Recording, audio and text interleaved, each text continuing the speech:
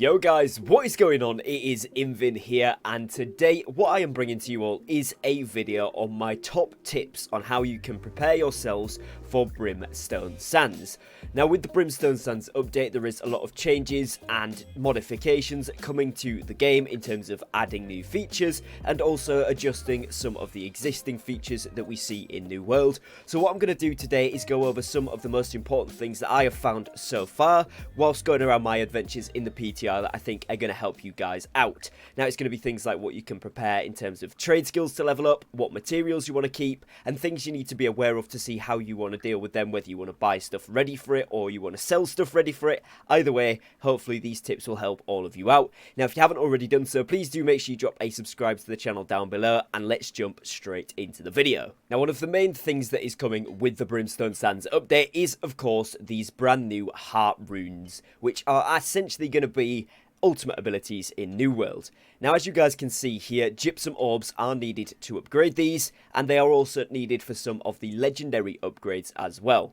Now you do get a few of these from the main story quest. Now don't take the number I have on the PTR as what you would get from that, because obviously you are given some as a base resource to start with, but you do get a few from the main story quest in Brimstone Sands as well as some of the side missions. However, you wouldn't have enough to upgrade all of these and the legendary variants if you want to do so. So if you are planning to upgrade more than one, or maybe you plan to get a couple of them up to epic or even a couple of them up to legendary, I would recommend saving up just a couple of Gypsum Orbs per day. You're probably going to want between 15 and 20 to do a nice 2 or 3 upgrades there. And like I say there, you do get quite a few from the main story quest in Brimstone Sands anyway, so you don't necessarily have to save them. But if you have excess that you don't need to use right now, still keep making them up because it is worth using for these upgrades. Now in a similar vein to this, you can see that the Umbral Shards are also required, and actually these are quite a lot of Umbral Shards that is needed. It is 5,000 per one that you want to upgrade to epic rarity. As you can see, each of them cost 5,000 individually. Now of course you might not want to do every single one of these, or you might just want to do 1 or 2, or maybe you're someone who has already played the PTR and kind of decided, or watched enough YouTube content that you've kind of decided that is the one that you're going to go for. However, it is still 5,000 Umbral Shards. Now again, you do get a few thousand of these from the main story quest in Brimstone Sands as well as some of the side quests, but again you do start with some on the PTR, so it's not worth looking at that number to go off. I think I roughly got about 2,000, and that's after getting to the point where you would actually unlock the ability to equip these. So maybe if I'd done more side missions I'd have got some more, but roughly you want to be saving yourself 3,000 to 4,000 to be on the safe side. Maybe if you want to upgrade several of these and you know you're going to want to do that, try and save as many as you can, but it is 5,000 per epic upgrade. Now just jumping onto New World database here, depending which one that you want to upgrade to legendary, some of the Heartrunes will require quite a decent amount of resources. Now as you can see, there is 3 different variants for each of the legendary versions, so Stone Form, Detonate, Grasping Vines, Dark Ascent and Cannon Blast. Now each of these will have slightly different requirements, but the one thing that stays the same is kind of the big resource that you're going to need. So if you go on here and go to the crafting, you guys will be able to see that for this one it is the Writ of Adventure that you need, along with Runestone, Gypsum Orbs, Wooden Coins and Sulfur. And then if we go back and have a look at, let's say, Grasping Vines and have a quick look at the crafting recipe here, this one you can see is 1,000 Thorny Vines. So quickly going over what you need for each of these then. Your legendary stone forms are going to require 50 vials of suspended Azov for whichever one you want to go for out of the 3 variants there. The Detonate variants are going to require 5 Writs of Adventure. These are obtained through the main story quest, and alternatively are of course acquired through the faction shop as well, so these are fairly obtainable once you get to the point in the main story where you've unlocked them.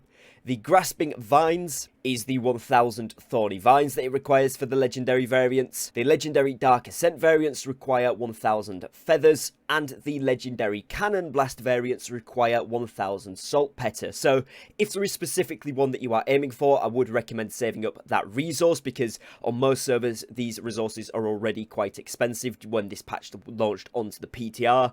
But of course, if you haven't fully decided yet, or you want to go ahead and make some money once this patch launches, probably try and save up all of those materials that are already in the game. Obviously the Writs of Adventure is something new, and things like the wooden coins you can't get until this patch drops, but anything that you can already get, save up for, because you're either going to sell them for a decent amount of profit once this launches, or indeed you will be able to get the legendary variants of these for yourself if you want to try hands on with some of these ultimate abilities. Now, one major thing that myself and a lot of other content creators have been saying to you all across the community is get your stone cutting to level 200 or as close as you can for this update. The main reason for that being that to cut the new rune gems and also the rune glass, you will need to be level 180 at least in stone cutting, and also you will need level 180 in weaponsmithing. Now, of course, that is the reason for wanting to level this up, but also if you can get yourself to 200 before the update goes live, you are going to want to start crafting your daily limited runestone. So you can craft up to 10 of these per day,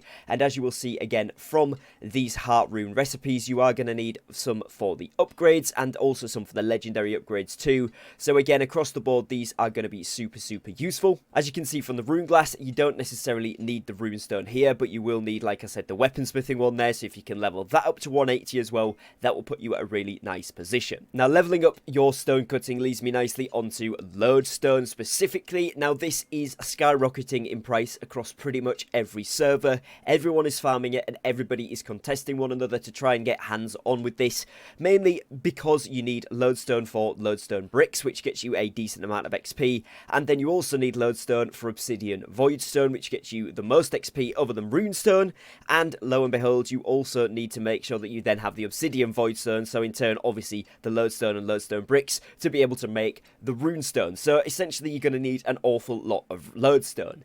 Now, if you are able to farm some of this up from some of the nodes around the world, then I would recommend doing that. Try not to overpay for it too much, because there is some coming in the next patch with some of the new mobs that you're able to kill, some of the animatronic type scorpions and scarabs and that sort of thing. When you do kill them, they are actually able to be mined, and now they do only drop like 1 to 2 or maybe even 3 lodestone at a time, which is absolutely nothing compared to the nodes. However, it does mean that it's going to open up the market slowly but surely, so you don't have to massively overpay. But like I said, because these are a daily craftable item, you probably want to at least try and get enough to be able to craft this, hence why obsidian voidstone and in turn lodestone is super expensive right now. Now, if we do just zoom ourselves over to the New World map, again I will leave this linked along with New World database in the description of today's video so you guys can look at these resources for yourselves.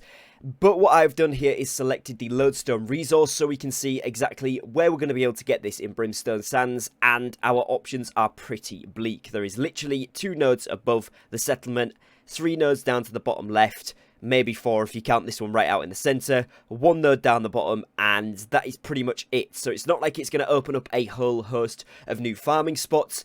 Instead, what you want to be doing is, of course, going through the regular ones. So Great Cleave is a fantastic area to get hands on with a lot of lodestone there, as well as Brightwood. The top left section of Brightwood is really good. And if we scroll down here to Cutlass Keys, you've got a nice run of quite a few here, as well as the shrine in Monarch's Bluff in the bottom left.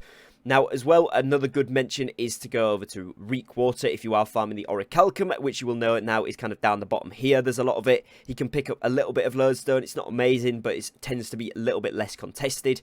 And of course, then Restless Shore is kind of a big one, along with Morningdale, where you will find a fair amount near some of these shrines. Honestly, just try to farm it up. It is highly contested at the moment, but this is likely to change as we get closer towards the patch and past into the Brimstone Sands patch. So try and get as much as you can, but don't stress about it too much. Now, a big change that is coming with the Brimstone Sands update is the ability to get 600 gear score bags.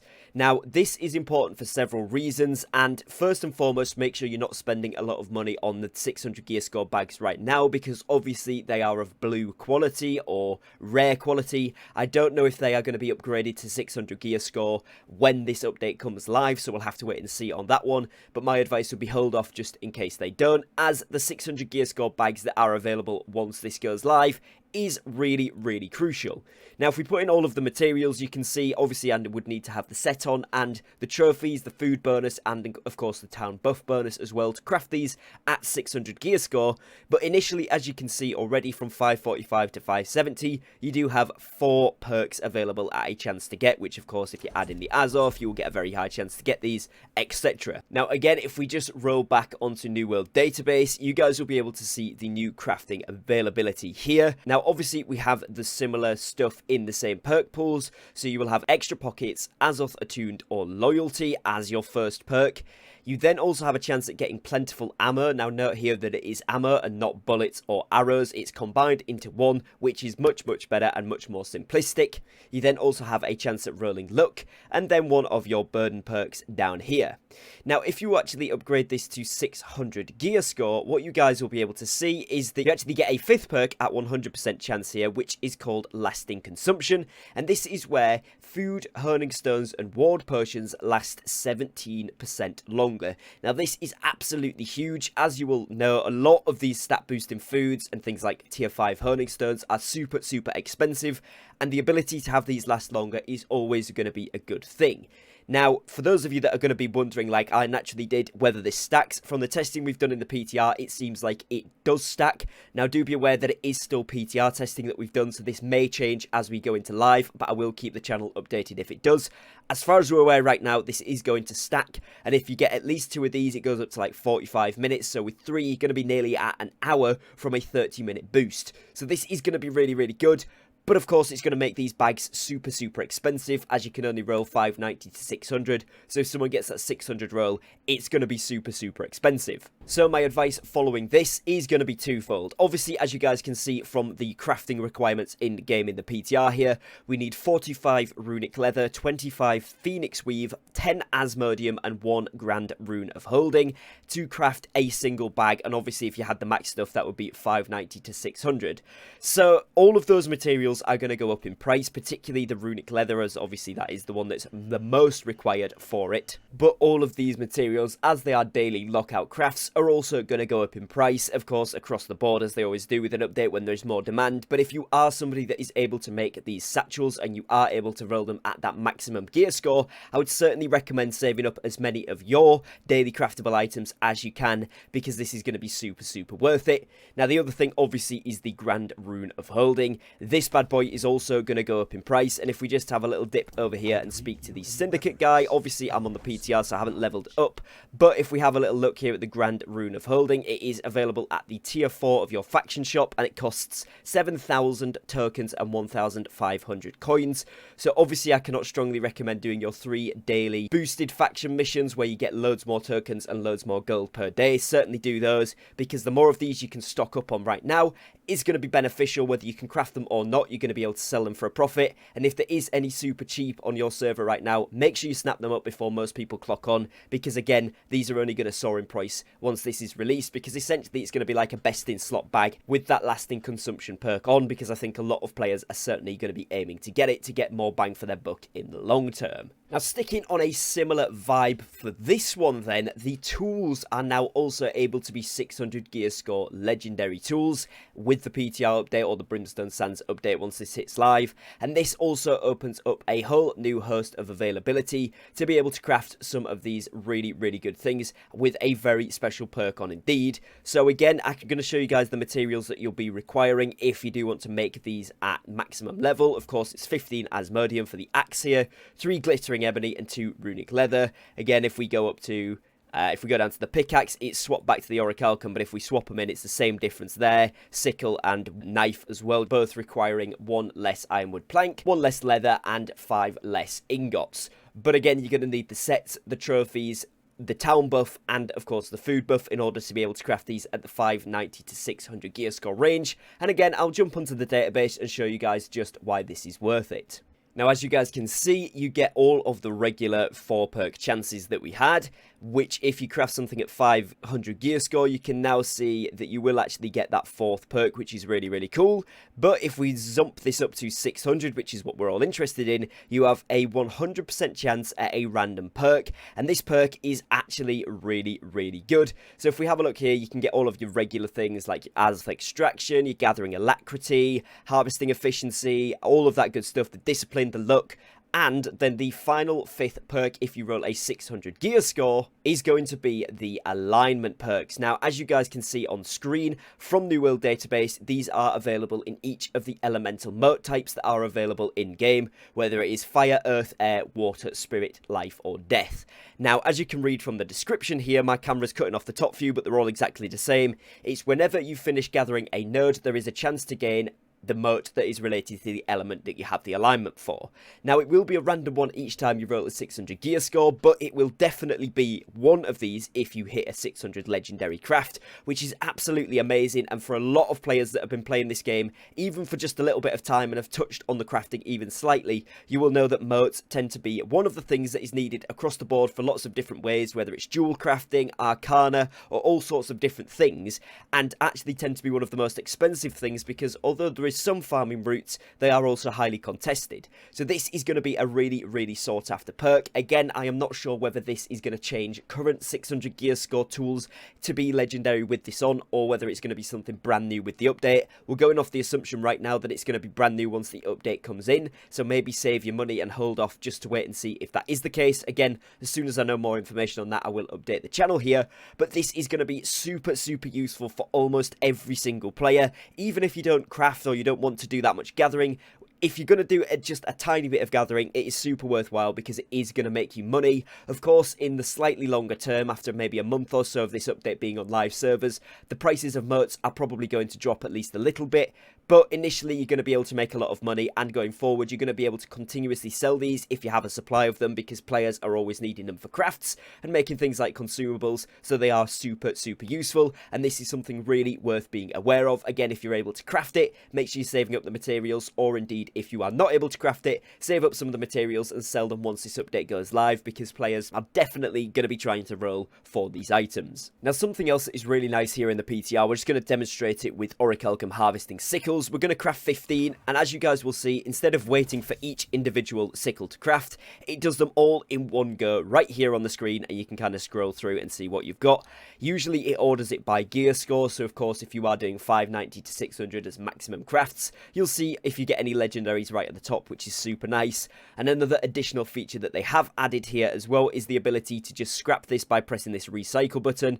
Now, it says that you will gain repair part limit, so if you're at that, it'll tell you, and it also tells you that salvaging the item will return 1 to 2 Orichalcum ingots, and you simply press it like that. You can go ahead and spam it, and of course it changes position slightly, but you can spam through all of those as quick as that and then go back into the multi-craft. Something really, really nifty that I just wanted to share with you guys. If you have been putting off leveling because you didn't want to mass craft stuff because you were aware it took a lot of time, and then salvaging was a pain, now once this update goes live, it's going to be so much easier, and I would strongly recommend leveling up your crafting skills off the back of this, because it is really worthwhile and it makes it so much simpler with this small change, which is stupidly impactful to the game. Now, what we are looking at here is the Umbral Shards table on New World Database, and this is actually going to be different. If you guys see at the top center of the screen, I currently have the PTR sections selected, so this is what the new values are going to be. And as you guys will see, there is some slight changes to the values on 590 to 600. In other words, it's going to cost you way less now. On live, the current 590 to 600 gear score cost of Umbral is 407, and the new cost when this goes live is going to be 205,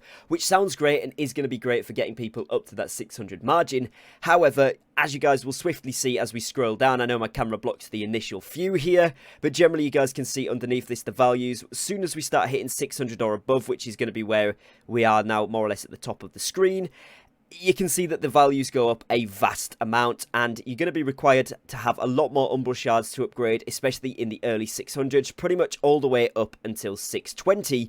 Now, at 620, you will notice that 620s to 621, 622, etc. are pretty much not that much of an increase from the previous levels. We only see a maximum of 560 required, which is massively decreased from the current 620 to 625 grind. So what does this mean then? Well, overall we're seeing 9440 total Umbral Shard cost. If we go ahead and switch back to the live servers, we can see it's slightly more cost for the 590 to 600, like we already know, but it's significantly less Umbral Shards when you're doing the lower levels of the 600 plus all the way up to 620, and then these last kind of few go a bit crazy. And yeah, the total cost is 9571, so you have got about 200 Umbral Shards, give or take a few, difference between that. So it is going to cost slightly less overall Umbral Shards to get to 625 when the new patch comes out, but it is going to cost you significantly more earlier on in the leveling process of the early 600s and 610s plus. Now, once you get to 620, it's significantly less, so my advice to anybody leveling a set for the first time, or leveling a secondary, third, whatever, fourth, fifth set, up with Umbral Shards to 625, get as many of your items to level 620 before this update drops, as you guys can see, from 620 to 621, 700, 621 to 622, 1000, and this is currently. If we switch back to the PTR one and have a look at exactly the same places, we're looking at 540, 545, 550, 555, and 560. So if you can get everything that you want to do right now to 620, that is going to be the optimal level, so that once this update hits live, you can then finish leveling this up for a much cheaper price than what you would usually pay, and it's essentially going to save you quite a lot of Umbral Shards, so do be aware that that's coming into the game and try and make the most of it. Now, the brand new expedition that has been added into New World with the Brimstone Sands area is, of course, the Ennead expedition. It's a really fun expedition. I've got a guide up on the channel if you guys want a quick summary of it and kind of going over what it is and what you can experience there, but essentially it has got two types of mobs in, the Ancients and the Corrupteds. Now, this is a little bit different from some of the other expeditions. For example, if we head over to Eden's Grove and we were looking at the Garden of Genesis, which I haven't unlocked on the PTR, but it's over here. That one is, of course, we all know, Angry Earth. Similarly, you know, Lazarus Instrumentality, we know that that is Ancients. Well, this one is kind of a split between Corrupted and Ancient. Now, I did have, again, a quick look on New World Database at this one in a little bit more depth for you guys, and if we actually go on here and look at the Ennead as a full thing, obviously it's a work in progress right now, but you guys can see if we go on to this and have a little look at some of the mobs that are in here, it tells us on the right hand side which family these are a part of, so in other words, which classification of mob it is, and as you guys can see, the first page is all Ancients, then we've got Ancient, Ancient, Ancient, and we've got a few Corrupted, one Lost thrown in there, but it's just the Sunbeam, so it's not really too relevant. Then you can see a lot more Corrupted, and finally finishing it off with quite a decent amount of Corrupted. So it seems like a pretty 50-50 split. However, if we go back to the first page here, the Godling Kepris Supernal is one of the bosses that you will fight. You can also see Anpu and Heru here, which are also bosses. They are both Ancients, and a few of the other mini-bosses on here as well that are also Ancients. And then if we scroll across here, we can see that General Crassus, who is one of the main bosses, he is a Corrupted, as well as some of the other mini-bosses as well. Especially if we go to the third page, you can see there are quite a lot of Corrupted, but there is far more mini-bosses and bosses that are in the Ancient category. So if you have to choose and kind of focus on farming up something, whether it be Ancient Bane or Corrupted Bane, I would stick to Ancient Bane for now because it's going to be slightly more useful. However, because generally the mobs are split 50-50 and a lot of the regular mobs in there are actually Corrupted, if you are able to bring out a switch weapon, so whether it's, you know, you bring two Void Gauntlets or two Spears, one is Ancient Bane, one is Corrupted Bane, that of course would be optimal. Tanks maybe specifically want to look at bringing a different ward set so that you can swap out for that second boss to a Corrupted ward set if that is something you're interested in, because again it will make that fight a lot easier. And then of course the rest of the team if they've got the access to those ward sets too. But the other thing that is pretty easy to swap in and out of is different coatings, so whether you've got an Ancient or a Corrupted coating, both of those are going to be super useful, and it might be something that you can swap in and out of, especially if you're not going for the tier 5 ones. The tier 4 ones are pretty affordable and pretty accessible. You could go ahead and grab a couple of different ones there so that you can swap in and out depending what mob or what boss at least you are fighting, as I think that is going to be very, very beneficial, as it's quite a tricky expedition. So that is pretty much going to be it for my top tips. Hopefully a lot of you guys have found this video useful. Of course, I haven't covered absolutely everything that is coming with the Brimstone Sands update because this video would literally be hours long. There is loads and loads of new stuff. However, I will be updating as they release more notes and all such like that, any news and updates that we get for the update, as well as anything generally about New World here on the channel. So do make sure that you are dropping a subscribe down below. If you did find the video useful, please do drop me a like as well, as it's really helps to support my channel. Other than that, if you do want to get involved with the community, you can follow me over on Twitter or join my Discord server. Both of those links will be in the description of the video. And if you want to go the step further in supporting the channel, then you can become a channel member as well, should you wish to do so. Other than that, guys, that is going to be it. Hopefully you have found it useful. If you've got any additional tips that I didn't mention for the upcoming Brimstone Sands update, feel free to drop those in the comments down below as well, and let's share them around and get everybody as knowledgeable as we can before this update drops. Other than that, I will catch you guys again very shortly on a brand new upload. So thanks for your time, thanks for watching, take care, and peace.